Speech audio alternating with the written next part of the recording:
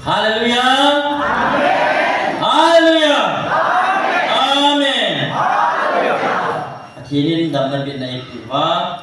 ama tu pi panjang punya ajang sumite ho. Tahun ini kong dengar hangkal song koma, kangai lukin sumite ho pakai Yesus Kristus aminin, nabon sabi tu ngai na salah kali boleh. Tuni pat mon kacan hi ketipain,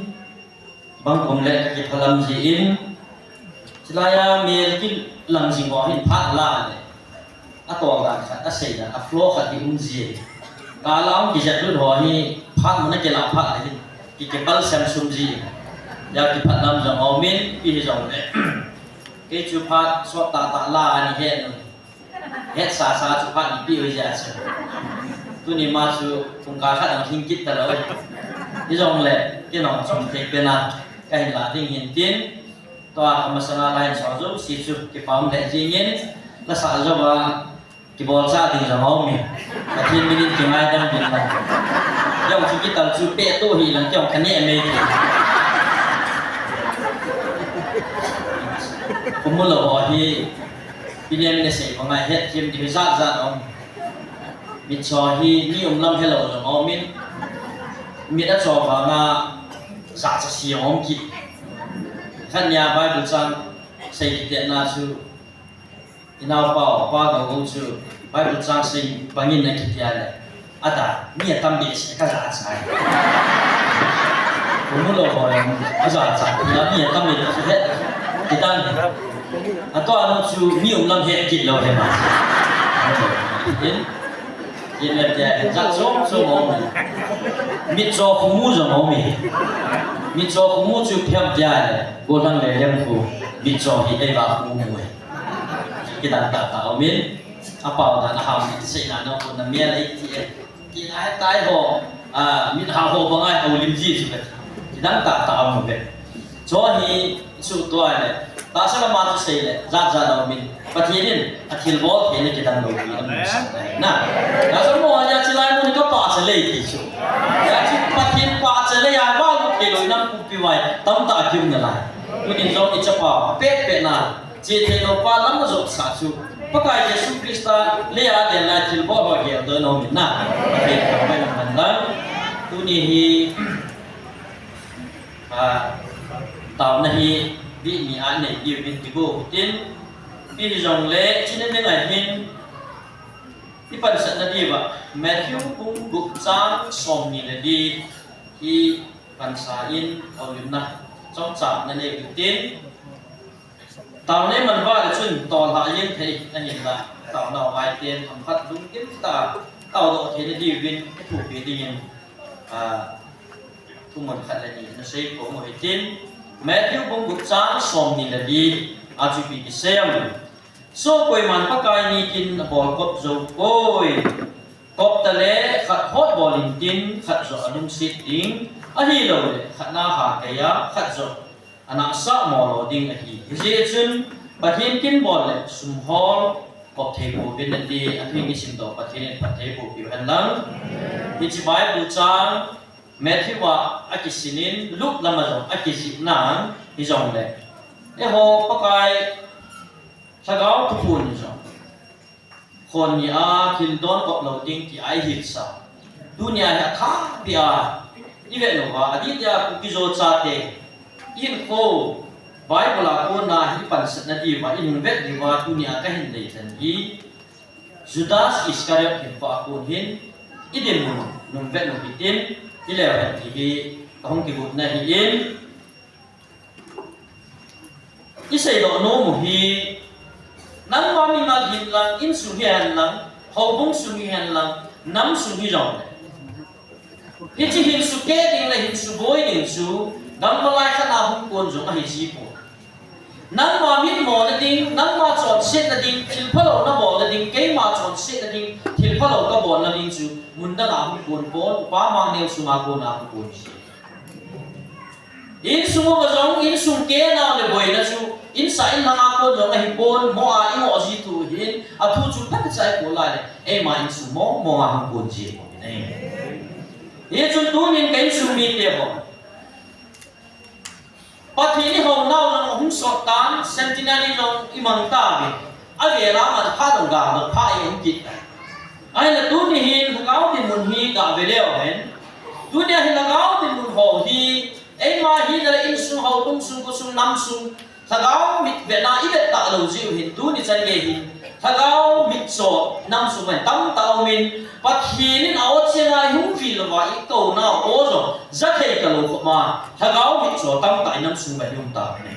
mi cho cho hen tang chu yang pon ham ti le mun tin mo ting han pon nang ma sunga teng le in sunga hau bung sunga nam sunga hi ta bang ho ai ho in sunga pon ang pon zo si chun ai su no ha wa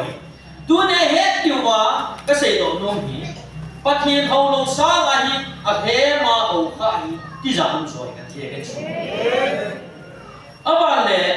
lung hei lo isi lo sa na ki mun thu chana ki si na nei chắc chắn cái gì này sung yên ta cái gì này rồi thì cho rồi chú lung hay thấy lâu bé anh ngô bé bé hồ sa mà cái muốn thua ai cái gì này họ chú cái cha ông rồi à mà xây dựng hi lâu sa mà xây dựng hết đi khác được chú cái cha ông rồi hiện chúng chú đã xin của chúng ta là hiện coi cái này là đồ điều điều để chúng ta xem chú đã xin cái đó thì ai họ thế hin Christian sarmana này nó họ và hin thiên môn nát sát tại chân wa ama hi hẹp na lắm phần lệ có cái Jesus Christ dụ độ pa kia ý sĩ wa ai mà ama đi muốn hi ta bằng học gì cái hết rồi wa tôi nắm cũng biểu tiếng lệ kế rồi nắm rồi hậu cũng làm cái ít sung mi nu mi pa nắm làm cái họ giống gì rồi tôi này đi muốn đi đúng vẽ là mình Judas Iscariot sana hồi mà rồi đi muốn tâm tại này Yesus tu ni hin Judas Iscariot aku nak cakap kita di wakala do nom chu. Ama hi mai boleh hin ama hi tu sing hi sao tak Peter ho bangin ki sei pun jong cakap nak bo ki sei. Anu min jong ki pa ko pon apa min ba chu. Simon Iscariot chapa ki ama hi Judia kama penga Judia kama hum sei ni. Ai le Judas ki hi Hebrew pa ma ile do na ba ko na chi pe na hai. Praise thằng vợ thì đấy anh muốn là qua hình Judas và thiên lung hít tuổi tin và thiên đế hình cô mang in tiền thì anh phát cái trả mình vô praise thằng vợ thì anh mình đã xả đi hình tạ sao ấy bà hi traitor ví dụ đó bà betrayer không biết đâu ta chỗ Allah ta dunia hay ho giống in năm mà ít mình sa là ho và thiên ấy mình vô nào đấy nu là ban đầu ta sẽ làm gì nào ít mình vô nào thì in nó đi khăn nó bị tội rồi bị tâm ta sẽ nào anh đi khăn về cái Satan cái họ cũng chỉ số cha thế vì ai đấy tiêu cái gì ai đấy tiêu tâm ta là chỉ mình nuôi rồi thì cái họ đi ngay in năm gì một cái này cái gì ya khi nuôi con thì mình đi sa rồi thì hạt thấy là tâm ta to tâm chân to anh ấy có mà mình nuôi ấy sa cái ông cái Satan cái mình chú lệ của mang cái hiện giảm lệ của mang kapu pa chu jam khule hin jam khule le kuma kapu pa banga amin than a ha na bo the na banga chu kia ko na kapu pa phat hong sum le do di ki chu thanu la ka pa na dei sai chu ai ma kapu pa ra ka pha zo lu kapu pa chu ki ha ki chu ke ta ha na ka ha lo chu ka mya ka me chu na ka je lo lo chu ai ma tu ne ki ka ki ge chu kapu pa chu pa thena na ta san do ke ba tu nin kapu pa ka hele Bạn khác cái này là vàng Jesus Christ cái này tại có thể là cái xin con em nó chủ niệm lâu về nè xin con em cái tiết cho niệm mà niệm đi nôn niệm đi mình ông khao vào những ai đó mình ông lộ bên những ai niệm để sẽ nè chỉ đi sao làm vậy ai này bây giờ nó làm việc tổng ném nhịp gì à ném để ăn gì ném sang để nó ai bảo khá số đẹp rồi à sẽ là mình rồi anh nhìn là mò cái gì ai để tôi nhìn Judas Iscariot đồng thì anh nói apa praise anh phải là thằng vợ thì anh phát hiện thằng vợ gì buồn kê tiếng anh khi nào này ta hiện là sim Ada apa hina pa kat Bible lain muju ngak ada dok. Karena Judas ni saya di som lagi hola khat he ki he. Suna. ai là xây như xong là như xóa mà không kịp pilu na bắt cái kêu năng là duy nhất là không kịp pilu rồi biết chưa phát tất cả tu này xây như xong là như cái hành đan như bên này lẽ yêu hậu cũng ngào vụt một campaign bảo lại cái hành tập pilu biết chưa bắt cái Jesus Christ hi một số mà hi gian khát cũng bắt kia cái tao được cái gì nè gian khát cũng bắt kia cái tao mà tao dâu dâu bắt hukum na ama ta san homi tam ta hukum ho la chu mi som le mi a than chu tia le Judas Iscariot ri pakai Jesus Christ a than hi lo pi seven bi te ho tao na ne ya apa to decision ala ko ma hi chi pa wi sen doi na sei ju ding in ya sen do ala pa a ki than hi lo ai le ipisia sei ju ho chu ki than do ham ki hi tu nia ni chilai ko na kai sung mi te chi ko mo hi hen la online na ko na hin ve ho hen la tu nin ve hi jong la khunung le offline na hin ve ding jong le ku ki jo cha te kanam pum pi sunga adi a hau tha chana tong mo inung gel di wa ke de hi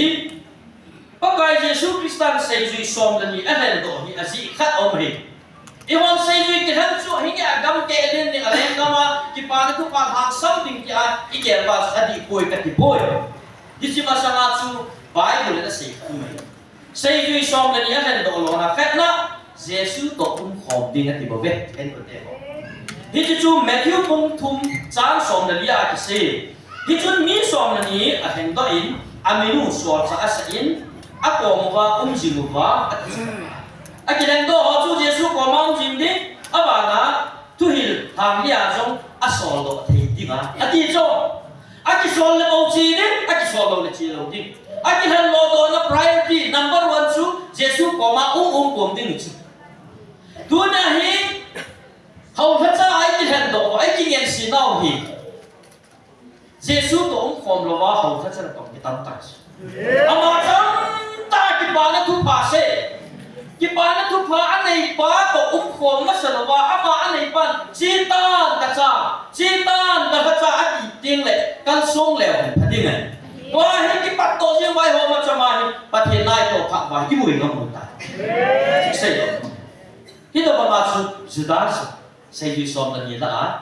mà Jesus có phong gì này ai để hiện giờ phong gì ba cái bí đi lên dunia có cái Jesus Christ ta giúp đỡ ba cái xây khai hả anh nhìn là bắt hiện lên ngầm Jesus Christ ta ministry chân vô chân đi ngà xây dựng xong là gì thành đó hiện giờ là Judas Iscariot nó bằng này amo mo chu ngai lu shareholder hi chu Jesus Christa to na to ding aga jong profit ato om tin jong le ke hom ding shareholder hi chu mo hi ai le hi cha chu pa kai Jesus Christa na sa dam lo na su dam hi cho el bai jong ko mu sa am dan chu la ba zo sa hi cho zo si Jesus Christa na to na la ba jong chu hi chi ministry Jesus Christa ministry ang chu amo ho jong panga vana ki pa na ho da chu amo ho share nei chu amo ho ta da to lo wa ma chu Jesus Christa no nga zui ji ba chu amo chu shareholder ka chu ya chu Jesus Christa ministry amo chan bo nei be Judas Iscariot jong chan bo chu nei ye athum na Jesus dia thina ma pang hi ve so sei som ni ho chu som ni na chu Judas Iscariot jong chu thina ma pang he ken ku te ho a he ma bu la pa na pang ai ku thina ma pang he bul la ma chu thina ma pa na chui pi hoi ai mu bam ti le zon mung som la khat la chui ka na he le zon mung som la khat la chu Bethany ku kim ve la hi pa ka Jesus Christ ta ho le a sei ju ho hi a dia ja Jesus Christ ta chu Juda te hi ma na so ma se ni ti ma ko lai ta chi lai ta chu Mary so pi pa Lazarus dam do din ngai chan na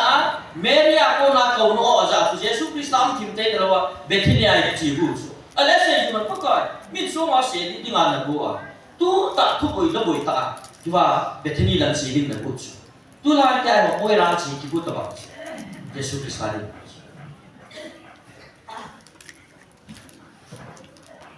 tu la khat video hong viral chu na mu di ya ai volunteer ho training chai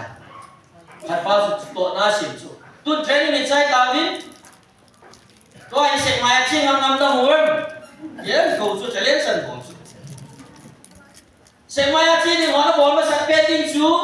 nó biển cùng phát tiết ra nó chỉ ai à bạn cho bọn cái sự dọc ta mình đây chỉ nó mà chú Giêsu Christ là chú Bethania chú chỉ ai sẽ chú hồ mũ đã là chú ô à mà mình chú đang để số mà sẽ đi nào họ này chỉ tên đi ai lấy cho ai ta chú bị tạm nhà đấy à biển có ba Thomas à sẽ chú họ à chân phong bị họ là ai họ cho mà to ít khi ta thấy nó đi mình cái chỉ hiểu tên ta Giêsu Christ hàng ta Giêsu cái của tiền cha chú Judas Iscariot cái đầu đi à mà cái suy thì nó mà có cái Giêsu Christ à duy ai đấy tu nan ta hi idin monu hi analyze ta bole ati ja pa kai so idin monu chu Judas Iscariot change chu hinga di ben ama khi mà mang ni thingam na di ben Giêsu Christ ha kan lo pe chu ma bang si ngam the na di ben ai le chu bang the pa Giêsu Christ thi ma zui pa chu ipi ti ama chu ma chu Satan in vai hong the hi de atha cái gì vậy tu ni hin inam su ba hin agilo pa na to hi amachal he tivin hi cho hi ate dia inam pum piwa mo pu na kam tai nei na ve Satan in attack abo nom pen ne dunia nam pum pi pu ru na dinga target na sat pen chu hau na chana tong mon chu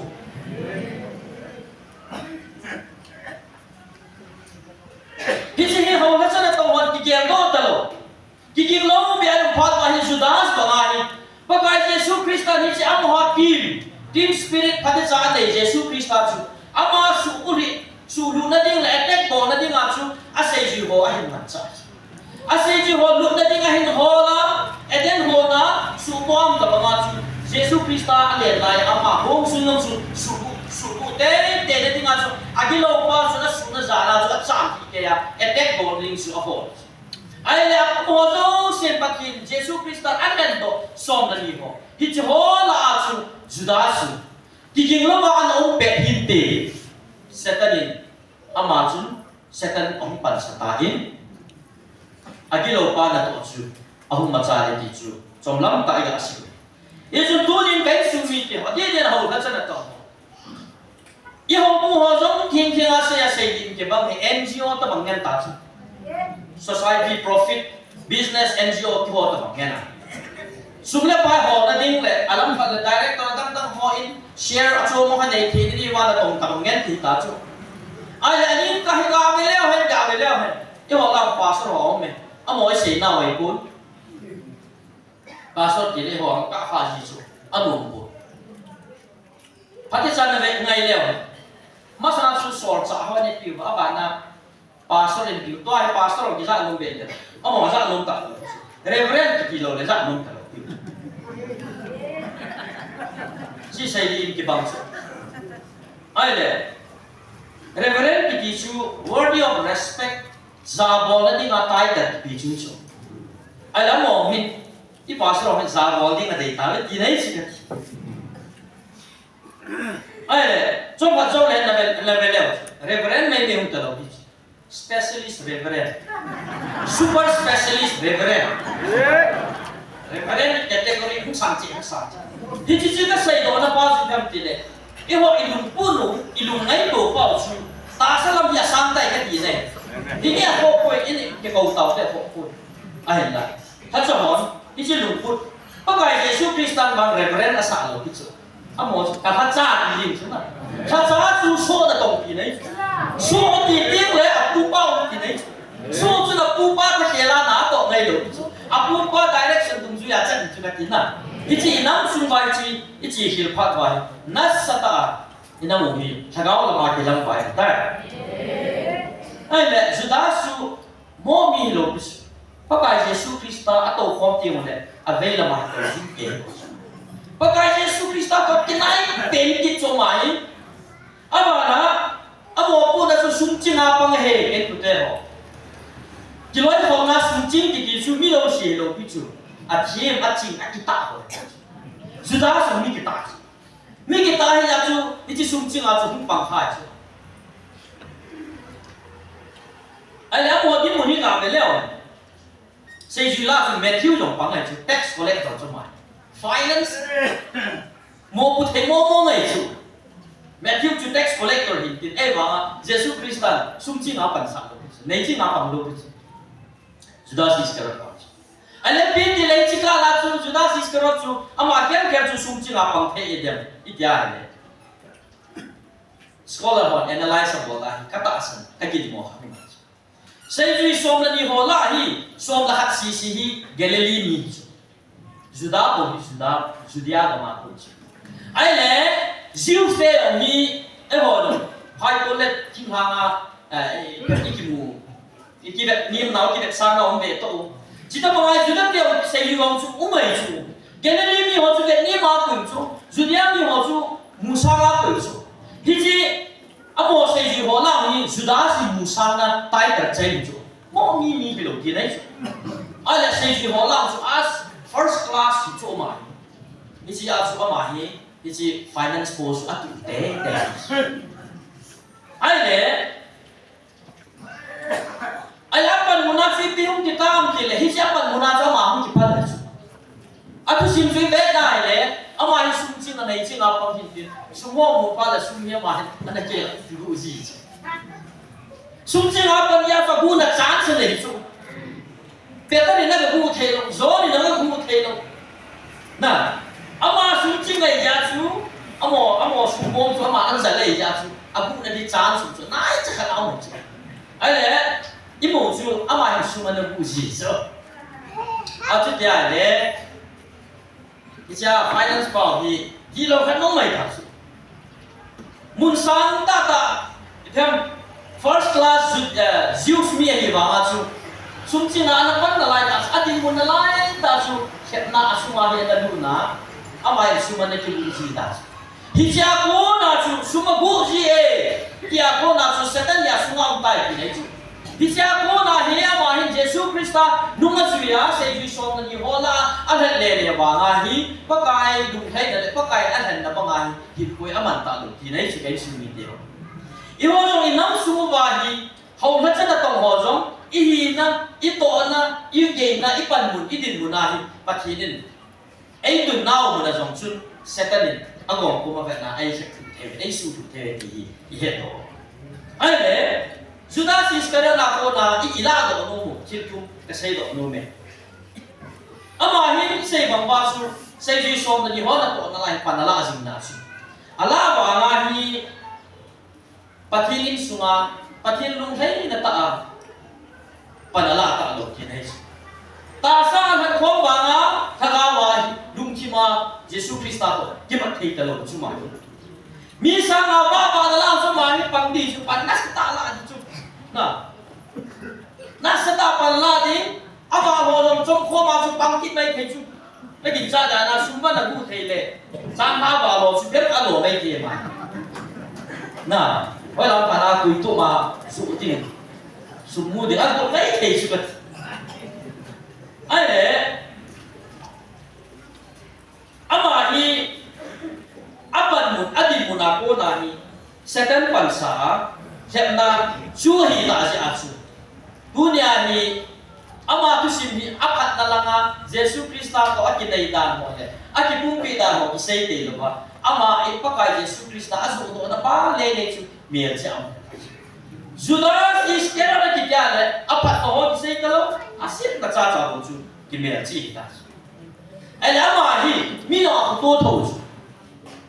Mi no ko to ai wa na kita na nei chu. Ni chu hui ai mu bam ja le Bethany kwa chi a chu na Mary thau nam tui na thau man lu ta kha chu pa ga Jesus Christa ke nga sum la asama thi a chu adam o se bi do ma se lu pi chu ki pu pa Judas on play and ball na ka kle so hai ta gol ki dai chu an bola ai chi pi danani ja thumman bi a ki su thi ma ki so han lang chu mi wai chu ki pi le Hati hisok di satu tu dia adi, saja satu dia adi. Ayat bawa tu kisah orang sumki sohan lang, semua macam kuilu lang, ini bukit di cuci Sudah sih, kalau bukit so cate, kes tan pun dile, amai nasadi, apun dilikti. อาจารย์นี่นะน่าสายอันนี้พระกายเยซูคริสต์เห็นน่าสายอีกที่ด้านอัพพอลว่าอีกที่โอ้นะสุดท้ายสิ่งที่นั่งมองสุ่มนักบุญใช่ไหมที่เราต้องมาที่นะอันนั้นเราไม่ใช่สายที่ดีสุดแล้วเขาสุขุนพระกายที่กาลายที่บอกปีเทียตีตลอดแล้วเขาสุขุนที่จีรักจะบอกมีข้าที่ไรมันนักตัวของไงดำทุกเกษตรไงดำทุกเกษตรมินไบเบิลมินนับเบงเพลลังคัดเบลลังคัดลงตัวปีนาทีถ้าหาเบงเพลที่เบงค่ายเกินกันเห็นอันสิเอ้ยเบงเพลไม่นั่นเบลเลยโดนน้ำมันหลงมองเห็นลังคัดจะโดนมันพูดไม่เสียไปที่จะบอกว่าฮีอีพัมมีอะไรตัวบอกว่าฮีลายนั่นนะกิตาอันนี้ป่วยกิจูมูดอัมเทจไอ้เล่อามาฮีปะไงเยซูคริสต์ลำหัวตลอดว่าพาตีดูช่วยเยซูคริสต์อันวิกินให้ได้ตาซาลัดข้อวางอันทั้งอาว่าที่โอ้ปองเทตลอดเวกันสุมิเตียอีโฮจงเขาจะได้ต้องตั้งตาเลยน้ำลำกายเสียสวดังตั้งหัวจงบนจังเกวาดีเวอินสุมามีรูมีปาจงอีเวปะเทียนทูกิเซฮันไลสุไมสามกิเซมันนั่งนี่ลงเลยตาซาที่เกยหวยในกิเดียกว่าถ้าเราว่าเยซูคริสต์ตกคุ้มครองเจนครองกี่ไปอันนั้นกิเดียตัวจีโร่ฮิจารีน้ำมืออันนั้นลำไหวข้าจีเฮอีกเกษตรโน้มไอ้เล่ปะไก่ยูดาสองสุกิโซกิสุปะไก่เยซูคริสต์นั่นเสียจุยห่ออันที่ไงรุ่นว่ากันแล้วกันอันที่กินเขาตัวเทปอันที่ไงรุ่นอันที่เฮบอลตัวนั่นเดี๋ยวเวทซานั่นเดี๋ยวนะอันแกงสิยูดาสแกงจงกิสิเยซูคริสต์นั่นสินดาลูกยูดาสแกงจงกิสิลินไอ้บ้าอันตาซากิสิลินยูดาสลุงคิมอัฐิมโบยกันสุมีเดียวเสียจุดดำหัวบางส่วนเยซูคริสต์นั่นแกงสิลินจุนอารมณ์สูงจงอัฐิมพายกันอยู่เดียวยูดาสบางส่วนอาสุมากิโลปาเจนตาจีอินเยซูคริสต์นั่นแกงฟังสิลจงเลยอารมณ์สูงอัฐิมโบยคิงดีโบยไอ้เนี่ยอีพิจิตรมิตรยาเนี่ยพระกายเยซูคริสต์จังหะคนน่ะอดีตคนน่ะจูดาสอิสการ์เนสอาจูไบเบิลชื่อมันนั่นแหละว่าฮีขัดอีพิโดดิจูโดดิเอาเมที่พระกายเยซูคริสต์นั่นเสียจุนเสียจุดดันหัวที่โคลุบินพระกายเก่งกับฮิขัดเดโอขัดเก่งกับฮิขัดเดโอกินอันนู้นนักขัดนักจอนอากีอากีหนุ่มเวทวินก็ฮีโลน้ำปากกายกิจูเอาหมอนพรูฟที่บอกเลยจูดาสบางกับที่โคลบอยกันก็ได้เยซูคริสต์ขัดเป็นปิดตัวปังเดอปิดตัวทิ้งป้าอามันกิเหตุตายบ้างปากกายกับลุงทิมเนี่ยกับลุงซุนเนี่ยนี่ง่ายก็มิ่งกินอามันกิเหตุนั่นเลยโอ้ยเป็นสิ่งที่เด็ดฮิจิบัจุนจานละจูกันเนี่ยสับเป็นป้าเยซูตัวปังเดียดจูดาสเนี่ยเสียกันไบเบิลจุบัลอาการเนี่ยสับจุนsetan nak semua alu dia gitu. Jadi dunia ni kain sumit dia. Setan ni kau apa nahi, apa nasabnya. Nah hello kau Yesus Kristus kipirah na kibul puna Yesus Kristus nak awal na kibul jauh bilo peta tu setan ni ada na. Nah setan tu nak semua alu tinggal. Iza kau pulang aku ni cilbot kain alam kalle. La izat sanlam, tu izat selam, izat naga tongye tizong la chun, na sunga chu, seji ho, tigel ho, pati khul gila, Yesu Krista ay apon no, apon na, ki khul do na alay ba, lumong sila ang mga chu, yung tayo. At chu di lo ba le Judas, mga ikipon do lo ba, chong set tu pa ichoy lo ba, pati na ikipul lo ba le, Judas mga chu, chong set na tamta ko, sa mga chu kibal rum tayo. Sagaw alam kita, tak sam kita tamta, ihip isay do no mahin. Hijun tuni inam sumu deote, minu piti paitin munu tamta deote. Bible pati ho na chate ho sulum ham hi na tie. Pati chan bele ho kham do kham tha tamta. Kham na thia lo ma, hil phalo wa ki bolo he. A history nu kho kho le han, alam ti hil chunu le pai. Ya su dunia hi kan sumi ka pati chalung gin tai vela, minu mi panin suai din mun nung ve do ki. Hau het cha tong hon, hau het cha na I to nau din mun hi. Pakai I so pa na I to hi. aswapa in ay kusapang wa ito na ama to kaya kalo ga hikoy man na kivel ti nam lam kai hong tunin pagkai ni siya nam pi pong to ni ngai ngen sinaw ni ama dei sa banga hin nai ko kung ito nam ki pai ikinung vet devin pagkai minin tim na kahin ne jin tao na inay inang suba Juda iskarot banga hin kumang nam zodo minumi pachate zodo insung zodo haumong lam kai haumong setan kuna zodo kita mai kai Isono si nam suwa pagkain dunia hagawai fil na oi za sanau ti kidana ai mo mi mal chi in sung chi ho bung chi nam ku pia ate sana lam kai ho pathini na ho pia juda iskarot banga hin kumang na lai lam kai juda iskarot banga hin kumang na lai ho lam kai ho dunia pakai ai su di pi di bin pathin koma ho lam kai ho ka chana tong ho sa ho in ta na mang mi de ti su kai se masa tin tu ni chi ta lai man na di wa hin pakhin ba choi la khat lung lu ten dingen ala sa ko mo tin Christian sa pai ton mo tin isu sa wikin taw na ai tem dinga kai pun su mi bal hin khoi mo ku na tin ven tin nam sunga lam kai ho sa ho sia so ho lam ka ho pakhin lung thai na lam ai kai theni de win tu ni koi ta bang ham kha nam sunga juda iskerot banga lunggel lungput ananeya hin ku bang ho pathinin ai su tu pi de win ama nang sai sa na nam ka se chika kada ba lo din ati sa tu ni pakai na kagawa na ai ko khom na dingin taw na nam bung pia lam ka ho dingin taw na namang muti sa mas pena kai de to hinte sa su mo sa sa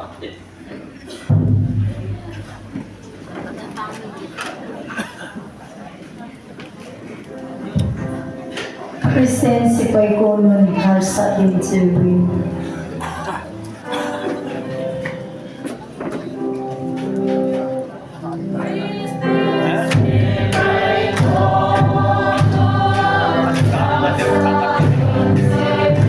Sesulang sing bebin ilang kay pauso.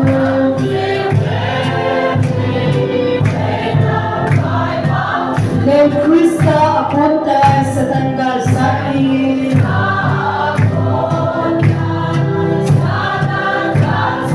Ama, alam kay tay, tulak si bebin.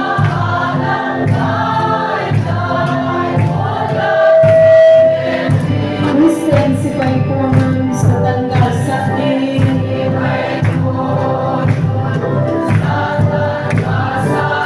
Sesulang si bebin ilang kay pauso.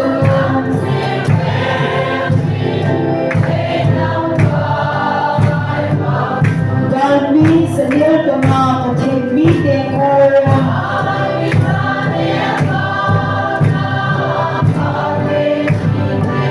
Bithim ho sinabing suya ihibe.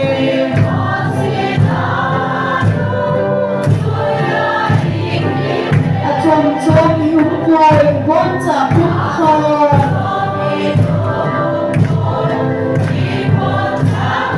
Ikinag daw sa khat ikay na khat ko.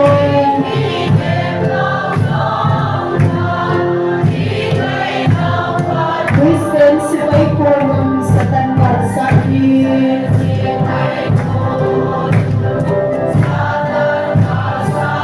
Sesulang sing bebin ay lang kay pauso.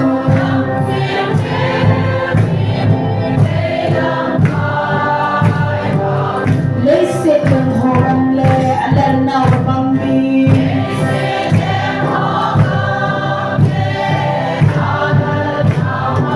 Krista hubung pancu manti na ilawi.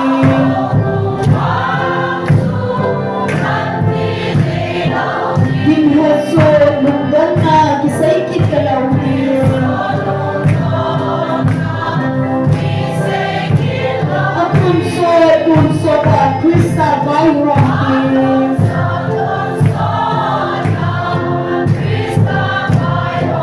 Christian si Pai Konon sa tanggal sa akin.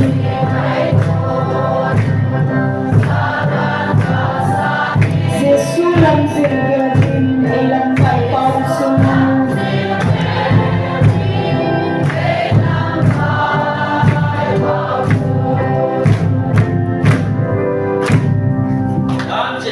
din.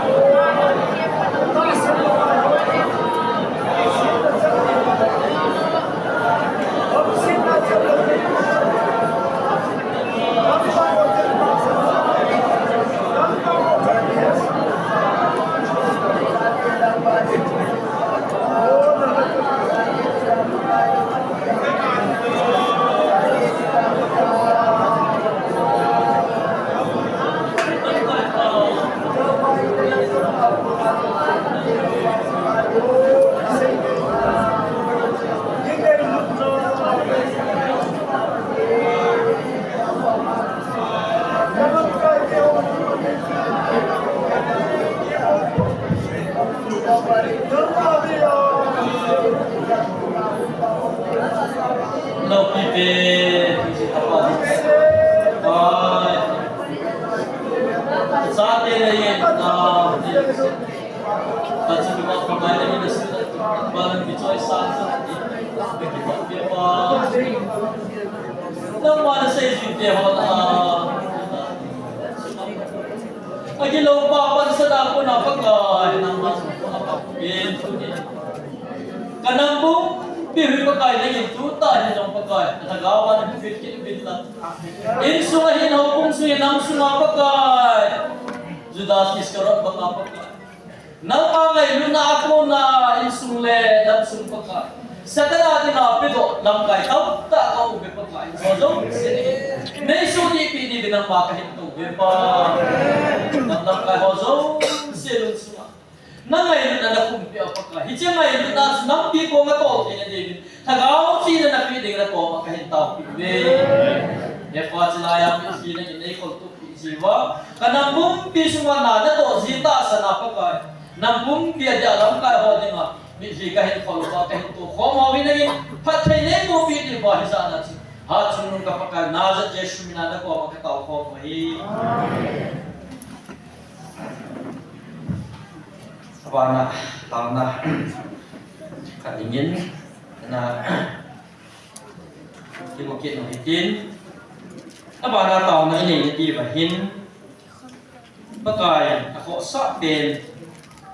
Tagaw mang try hodingin. Tao na anamang bitin apa na tulet tu ci thanu ya counseling class song jon tao pi na bin tun jong ya dok kin hitin apa na nampung pi pakai o za thi na ding tao na mang leo ki tao na poi na ka hin je lu hitin chi ma sang chun tu nen judas in pa ko nin ani ki ko vin John bung som na tum chang som tum lang ju ki na hai pakai Yesu Krista Judas sang tak pi chun Judas no akila in apot do pai tai ki chun Bible ai hi sia Judas apot do hi pakai Yesu Krista ako na apot do hi ta sa a om nau ada me me un thagawa jong chi mang hi chu sei do no hi ta bang chun inam sungu ba Hagawa mang thai tam tao tu ni lampang la a dum le kham thei bola waiting set la na lampang la a dum le ho hu nung vet le amo hi ho hu nung vet le hen hoi tan history hu ko le Christian in sunga sei bin ngan sa ni ta sa ni ne ko in sungu hagaw din mo ho ki to lo gam pha na hi chana hi setan ni gam sung vai sang sala a pan na sa ta ala kham dong khang ka tam ta kham thea akuya thagaw mang thai tam tai gam sung ba mi ti dunia hi taw na ti lo hi de ho su do da ding thai ne ve am ho ding hi taw ni man ti hi in ana sim do kha du jong ka ta sanin lam ko pi sunga sim lai cha pang ho ana khul na ba hin thap chat ka ga sei do nu mi nes lam ka ki te survey na bo lu cha chu doctor hum chin pao ma cmo pa lam kai na na bo lu hi chi hi lam ka sunga hi private school la ati dia class 7 apa na class 10 ho survey na bol na wa hi mi tabang ho hi mi za tabang kham the bo lam ki na khol na ba hin chapang zagup le som segi le ko te sa bo wa thu do bo wa amo history a family condition amo lifestyle ho khol gil na anai na ba hin kham the bo hi tam ta ana ume ti chu amo do vin hi chi to be ko product ti chu talab khaini rasa ba tro si ne hi chi chapang som zagup le som se gi le ko la hi 62% hin so so ne ki ne de le chapang ko neo cha cha ho high school lo hi talab se khan to be ko product hi ki khan kam lo hi proof hai aba na hi chi chapang ho hi zu kham na thei bo ho hi 33% ta ba ti ko dia le chu hi high school class 8 na class 7 apa na class 10 chapang ho atam zo hin kham thia ho ki nai chu ai le akidang khat chu am ho na hin mu do chu hi kham thei bol ho la hi 77% hin nu mai he ki be nu mai kham thei bol hi idam su vai ma cha le da ne ai cho mo hi nu mai ho hi kham thế ko ki mo he lo chu na ni nu thei thei i pe mo ga li mo ki mo he lo chu mo he ki siakiem ki da zu long ki sa do no anam he ko mo asunga filter chu pa ki ne mo biam la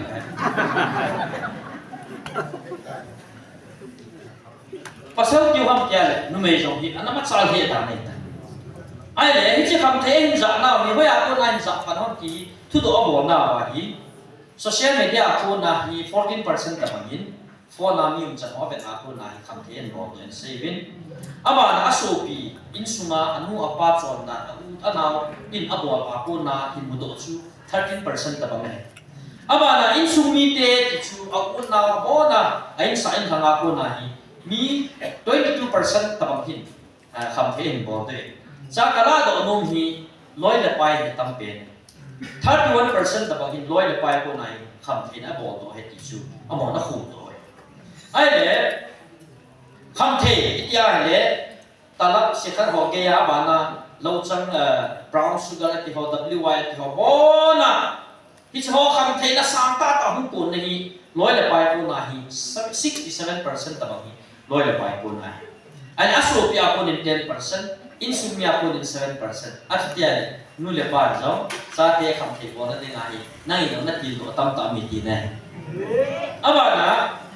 bol zo sa na ne iti da na edit theu ham edit chan ge hai ne do na mi khan na hi amo kham the bol chu yam bol the na hel again chu khan tha hoi kham the ko ko standard sang na ki ge bi choi ha pe 26% ta bang ti aba na he na ha samji ani ho hi ham pia 24% ta bang ati be cha kala do dum hi 39% ta bang hi psychological issue ati be lunggel ki pa na ha samji in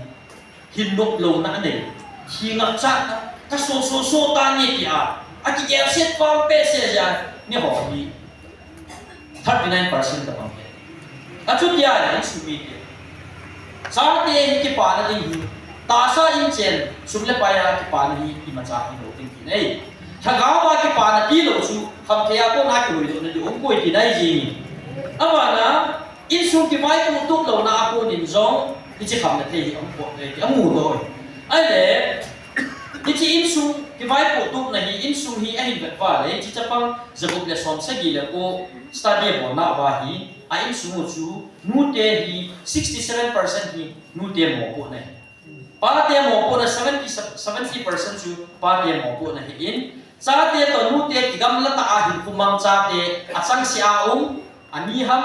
a pu ham a gam ham khan a pi chapang chu 64% ta bang ti a chu tia le chapang khang do khang kha kham thia lo na in chen ti su lo nei le nga chu thim cho min ta te nu le pa hen tam ti nei nam su bai hi che gam su ma nu mai anam khal le nu le pa hin dan ti tuk ta lo in sum te broken family tam ji ai achapang hi akai hui din um thelo isai kham thia hi itai ki bol ba gel se ma kham thia hi ki ko ital wa ki kumang atame hi chi ya hi dunia hi taw na iman diu hi ade din thagaw mang khai din hi se ro le han mun da lam pi chom chom zo ade sanin hi chi kham the a lo cha te ho din atum ben taw na mang le hi ka de sa le jengin ye chun dunia judas hin ko a iki hil na ho pakai Yesus Kristus ta sa ko na da thagaw tong kam na ta aki kam na da so ma hin ko chi pi dum tam na ai Matthew lam chi ka na le dang ka so tuma zo do na chu how in sunga ga sa du din ama ki khai ni ki be x la ma chi ka na le dang ka so tum chu gam de khat so nan nei in ki chom kha zo chu ama tum pi ali din aku ki e ki ipi ni long le judas alam lo ba Yesus Kristus lum thei na hin kumang lo ba ama ta sa le cha simbol hit na dinga hin ko naman ta si achunga setan apan sa pa na ta sa manga thagawa mo tha hi yesu dunya hi nam kum pi wa hi thagawa hi ikiwa ba lo ba ate sana ko ni za ide mo han na ipi sai lo le hi sina ya pakai o za pi lo ta ka wa hi patheni nam kum pi wa hi hichi ama thagaw khin lum na chim ta na to na thei ding lampi i pa to thei lo diu yesu tu ni a ilai lampi a de ma pakai o ai ko na za thei che na di thagaw na kang pakai ko ma ti บุญตินนั่นบุญปีว่าพระกายโตนังโอยจากตินเตาตินอันนี้นะถ้าเราบังคับหัวติงินอดีสระคำน้องคำทักคำเทียโนโบคำเทียโอเดนโบอีชัวโจสิพระกายตัวหักบางอีโก้หวังกินเล็กกินเห็นดีวินลุงละจิ้มเต็นอันนี้เลยดินตามมามังมุเตนจูกะเสดนมหินตามนะอาจจะดินจุนมังมุหินตามใจนี้พาสต้าทางเนวินเอ็นมันปีที่เป็นพระกายมีการเขียนตุนบอนฉันเขียนจินตามมังตามนี่